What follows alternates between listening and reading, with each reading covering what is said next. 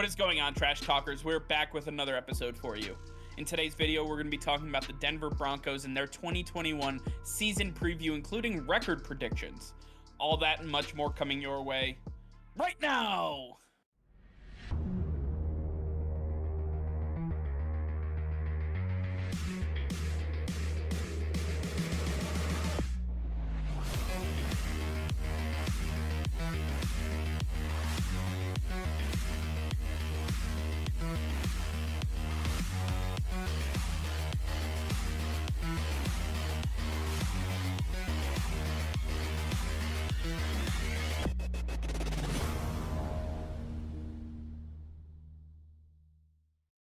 Hey Trash Talkers, it's Mike here. Over 93% of you who view our show each and every day are not subscribed to the channel. If you could hit that red subscribe button, it would help us out tremendously, and it is completely free for you guys. If you want to stay up to date with our daily content, then click that bell icon and you will be notified every time we go live. Nick and I both really appreciate you subscribing to the channel, and we can't wait to keep making more daily content for you. All right, Nick, as we continue with this series, we are finishing up with the AFC West and talking about the Denver Broncos. The Denver Broncos had a misfortunate season last year. A lot of things did not go their way. Drew Lock did not take the steps that he was looking to take. And, you know, the dual running back set with Melvin Gordon and Phillip Lindsay didn't work out as planned. There was a whole lot of things that didn't go their way. No Von Miller, obviously, huge one. Let's talk about their additions, subtractions, and then talk about this team a little bit. So this offseason, they added quarterback Teddy Bridgewater, cornerbacks Kyle Fuller, Ronald Darby, and Patrick Surtain from the draft, Shemar Stephan at defensive tackle, and Jevonte Williams at running back. Out of these additions, which do you think is the most important for this team moving forward? When I saw the addition of Ronald Darby, I thought that's great. That's fantastic. And then we saw Kyle Fuller get released. And then when he teamed back up with Vic Fangio, I thought that's absolutely fantastic. But when they tripled down, not even doubled down, when they tripled down, and in the draft, they just selected arguably the best corner in the draft, Patrick Surtain II. They solidified this as arguably the best secondary, not even cornerbacks, best secondary in the NFL. I think that this is unbelievable what they have done, and this is going to be exactly where the rock is set for this defense, exactly where the pressure is going to be for every offense they face. This is going to change the game for the Denver Broncos. It's now just not their offense that has to put up points. Their defense is going to help them out a ton. I think this defense is really going to be something special for the Denver Broncos, and they are really going to step forward. They're really going to shine just like they did back in the day when they had Peyton Manning. The additions of Kyle Fuller, Ronald Darby, and Patrick Surtain are going to be noticed right away. Yeah, I take a look at the addition of Teddy Bridgewater, and Teddy Bridgewater provides multiple facets in one player, right? He could be a backup, but he could also be your starter. And what we saw him do in Carolina, what we saw him do in Minnesota pre-injury, this guy was absolutely phenomenal. And he has shown sparks of that now. Did he struggle learning Matt Rule's system in Carolina? Was there sure there were a lot of things that have been said that, you know, he just did not fit what Matt Rule was trying to do. I'll give him that mulligan because I understand what he is capable of. Now, them getting Teddy Bridgewater is going to do one of two things. It is either going to push Drew Lock to get the most out of him and show that he is the guy that they drafted early in the draft, that he is the guy that can take this franchise bull by the horns and absolutely just run wild with it, or he's going to fold under the pressure. Teddy Bridgewater is going to be the next man up, and he's going to have to learn this offense on the fly. Now, I can't tell you which one is going to happen. All I know is that one of those two situations will happen, and whether you're with Teddy Bridgewater or Drew Lock, you're going to have some sort of issue. Teddy Bridgewater provides a little higher floor but a lower ceiling than Drew Lock does. And I believe that the addition of Bridgewater helps them in the sense that they're going to figure out what they have in Drew Lock, and he is going to be the piece that they need to utilize. And it's unfortunate because he's not going to be able to start, but I believe that Teddy Bridgewater is the biggest addition for this team because of what he represents versus what he's actually going to be able to put out on the field. All right, with those additions do come some losses, starting off with right tackle Juwan James.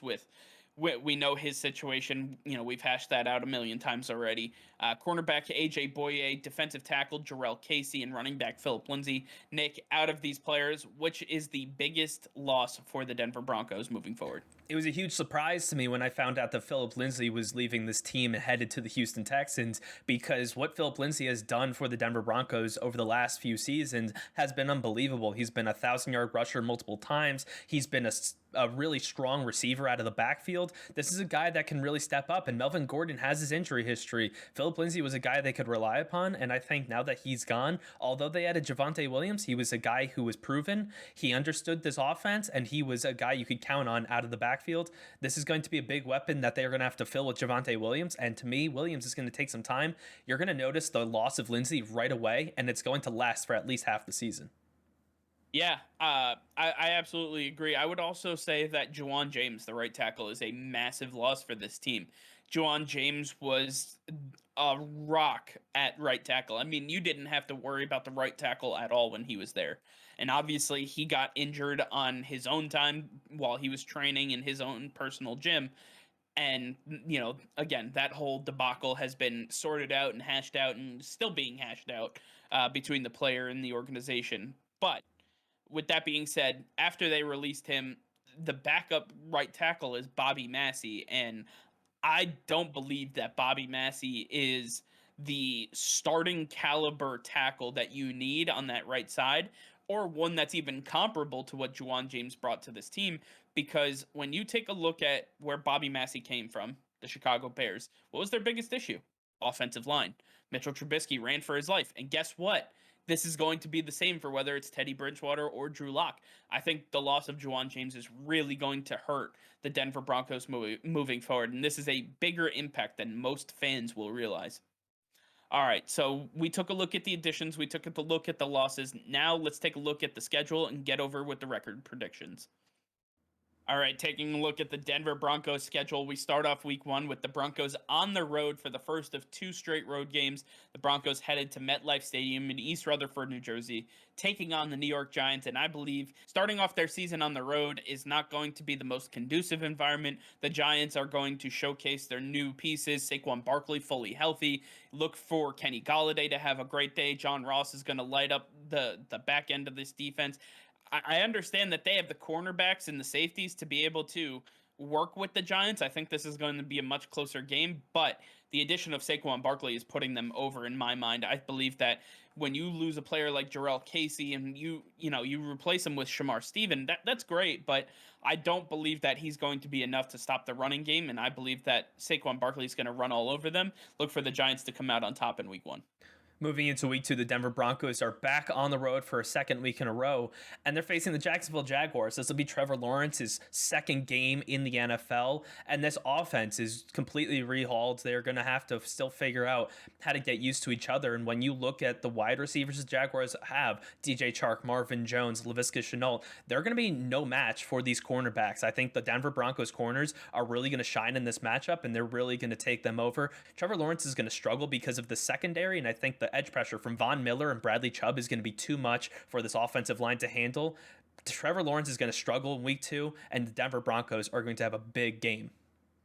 Speaking of rookie quarterbacks, here comes for the home opener, Zach Wilson and the New York Jets. And Zach Wilson gets his first look at Mile High Stadium, looking at the Denver Broncos. And this is not an easy place to play. You talked about the offensive line for the Jaguars not being able to hold up. Listen, that Jaguars offensive line is really good. The Jets offensive line is damn near terrible. And I believe that the Jets at this point are in for a rude awakening. I believe that the Broncos are going to be able to rush that passer, like you said, with Bradley Chubb, Von Miller, that they are resurged, they are ready to go. And then on top of that, these corners are going to be able to shut down the trio of Jamison Crowder, Denzel Mims, and Corey Davis. I believe that the Jets are in for a rude awakening week 3, and the Broncos get their first home victory of the season. In week 4, the Baltimore Ravens head to Denver, and this is going to be the hardest matchup they've had so far, as we have arguably the two best secondaries in the NFL facing off. And it's really going to come down to, can the Baltimore Ravens stop Lamar Jackson, because he is the X factor for the Baltimore Ravens offense. And to me, you have Von Miller, you have Bradley Chubb, but they're just not going to be able to handle the speed that Lamar Jackson has. And I think that he's still got big weapons in Mark Andrews, Hollywood Brown, and then you add big weapons in the draft. This is going to be a very high-powered Baltimore Ravens offense. It's going to be a new look for these teams this season. And if Lamar Jackson is getting as good as people say, passing the ball, it's going to be very hard to stop this man this year. And I think the Baltimore Ravens should have a pretty easy time in week 4 over the Denver Broncos. Then in week 5, the Broncos go on the road to the Pittsburgh Steelers. And this is one of those games where you pause and you have to take a second and realize that this ain't the same Big Ben that we're used to. This Big Ben struggled at the end of last season. He showed signs of being, just falling off the wagon a little bit, not really being the guy that can hold up to the lengths of the NFL season. And I believe with the lack of offensive line that they currently have because of retirements and just having to let people go or not re-sign people, I believe this Denver Broncos team is going to get after them. And when you talk about the wide receiving trio of Deontay Johnson, Juju Smith-Schuster, Chase Claypool, that's incredible. But we talked about the trio of corners that the Denver Broncos have. And if Big Ben doesn't have time to throw, what good is that trio anyway? So I actually have the Broncos coming out on top in week 5. It's a big win over the Pittsburgh Steelers. And then moving into week 6, we get a divisional matchup as the Raiders head to Denver, facing off for the first time this season. And this is going to be a very good matchup. If there's anything that can stop these Broncos cornerbacks, it's going to be Henry Ruggs and John Ross. Who? Ruggs and John Ross. These two speedsters are going to be a lot for them to handle. They're big, tall corners for the Broncos, and I just don't know if they have the speed to keep up with them. If they're running across the field, running seam routes, it's going to be a lot. And then you have to worry about Darren Waller over the middle of the field. Yes, you have Justin Simmons, who's fantastic, but Darren Waller has had his way with the Denver Broncos in the past, and I don't think that things are going to change this season. The Raiders are just going to be a little too much in their first matchup, and the Raiders will take week 6. All right, and then week 7, the Broncos are once again on the road visiting the Cleveland Browns. Things do not get easier for the Broncos, as the Browns are one of the best teams in the league, and no less, this is a Thursday night game, so a very short week coming off that loss to the Raiders, and I believe the Broncos are going to be a little laggy here. I think they're going to be trying to catch their breath. They're going to struggle in this game, and I think the Browns at home on Thursday night are just going to absolutely pounce all over the Broncos. Look for the Browns to get a big win here, and the Broncos to start focusing on the rest of the season.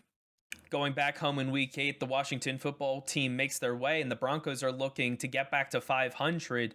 This is going to be a very good matchup. It's going to be a very low-scoring matchup, as the Washington football team has arguably the best defense in the league, and the Broncos, again, with their secondary and their edge rush, it's going to be a lot for the Washington football team offense to handle as well. I think it's going to be sack city all throughout this game, and I think at the end of the day, you're looking at what these offenses can do, who can put up points faster, and to me, it's going to be the Washington football team. They've got a nasty running attack that is getting better, receiving the ball out of the backfield, and then Terry McLaurin finally has some people that can take some pressure off of him. He's going to have a lot more one-on-one matchups, and he's one of the hardest receivers in the NFL to guard. It's going to be hard for even these top corners that the Broncos have. Yeah, absolutely. And then the Denver Broncos then go on the road, and they're taking a look at the Dallas Cowboys, who are in prime position for contention of not only the playoffs, but a possible Super Bowl run this year. And the Dallas Cowboys, they have everything you could ask for on the offensive side of the ball. So the strength of the Broncos is their defense. The strength of the Cowboys is their offense. We're going to see two juggernauts absolutely go after each other. You're talking about one of the best offensive lines in the league against the defensive line of Bradley Chubb, Von Miller, Shemar Stephan, so on and so forth. Then you have the trio of wide receivers, Amari Cooper, Michael Gallup, CeeDee Lamb going against the trio of corners that we talked about before. This is going to be one for the ages. I think that the Cowboys' firepower is going to be a little too much, and I believe that their defense is going to be able to hold up against this Denver Broncos offense. Look for the Cowboys to come out with a huge victory in Week 9. Things are starting to go downhill really fast for the Denver Broncos, but in week 10, they're facing off against the Philadelphia Eagles at home, and this is a very winnable matchup for them. The secondary is going to have no issue taking care of these wide receivers for the Eagles, and after that, the rushing attack for the Eagles is kind of lackluster behind that offensive line. The Broncos' edge rush is really going to shine in this one. They should have multiple sacks going around, and I think the Broncos should have a fairly easy time getting a W, a big win for them in week 10.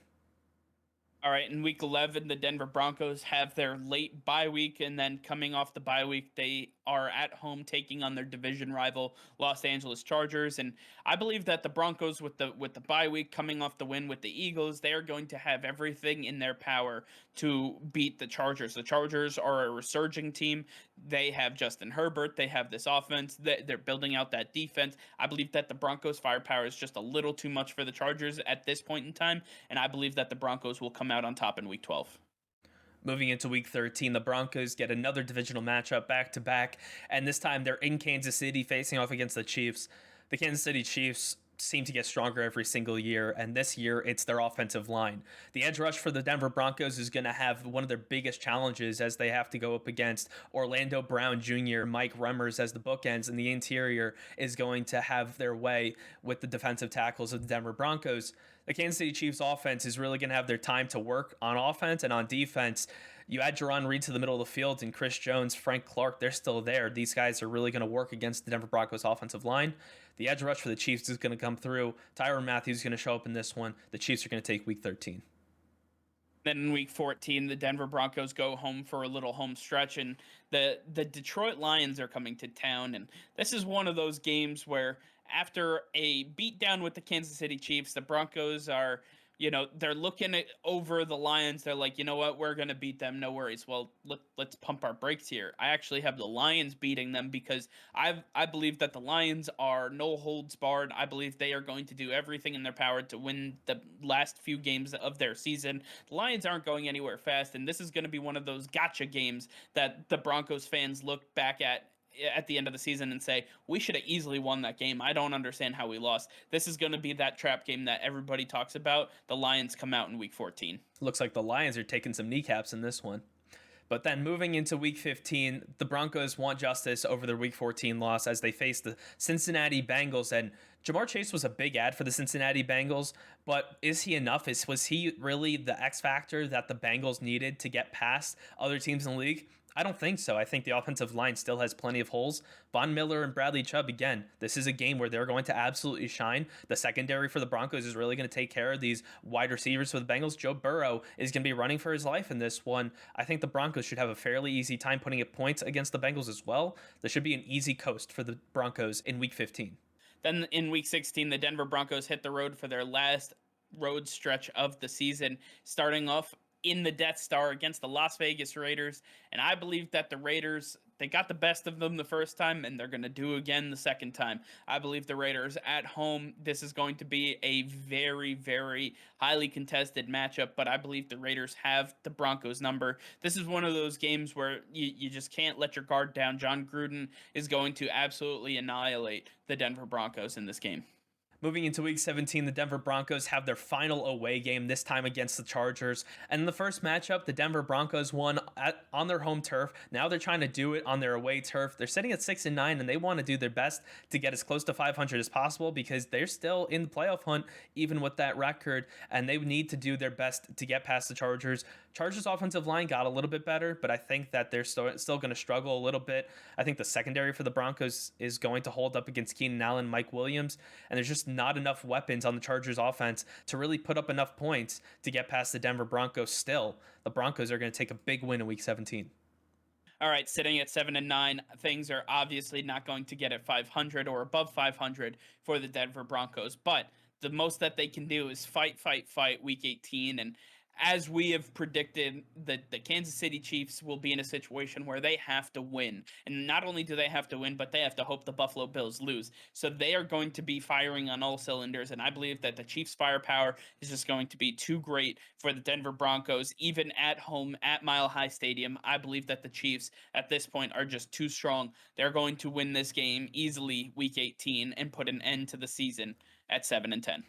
Well, with a record of 7-10, it's not all you would hope for, as the Denver Broncos are a very good team on paper, and you hope that Vic Fangio can put it all together. He's had plenty of time, and if you go back to our previous video where we talk about coaches on the hot seat, Vic Fangio is one of them. And with the record of 7-10, to me, I don't know if that's enough. To me, I think that that's enough to get him out of there and to start looking for a guy who can really put this team together, because the Denver Broncos are really only a couple pieces away from getting to the Super Bowl. They are so close, and I think they need a guy who can really get the quarterback to the next level. There's so much opportunity to win on this team, and if you look at how the season played out, there should have been some games where they should have won, especially in their division. The Raiders should not get a sweep over them. The Broncos have to make some big changes, and I think that it's going to come with the head coach. Yeah, I mean, not only with the head coach, but I believe that we have to start asking ourselves, is John Elway really the answer as GM and president of football operations? Because at this point, I believe that John Elway has the one thing he was supposed to know about, the one thing he was supposed to be able to work through was the quarterback position. Being a quarterback himself, a successful one at that, in during his time in the NFL, he just has not been able to get the most out of Drew Lock. He has not been able to get the most out of any quarterback, going back to Brock Osweiler and any of the guys that they have brought into Denver. I believe we have to look at him as being an executive on the hot seat as well. I think we're taking a look at some of these guys who maybe he just, he's just remains a name in Denver that, we talk about and how great he was as a player, but we don't have to talk about what he's done for this organization, because he just hasn't done that much. This team has not been competitive outside of Peyton Manning under his rule. And I believe at this point, John Elway needs to take a really deep look inward and say, is this really the job for me? I think the Denver Broncos ownership might have something to say about that. All right, well, that's going to do it for now. Thank you all for watching. Be sure to like this video, subscribe to the channel if you haven't already. Hit that notification bell. We go live every single day. That'll be all. Peace and love.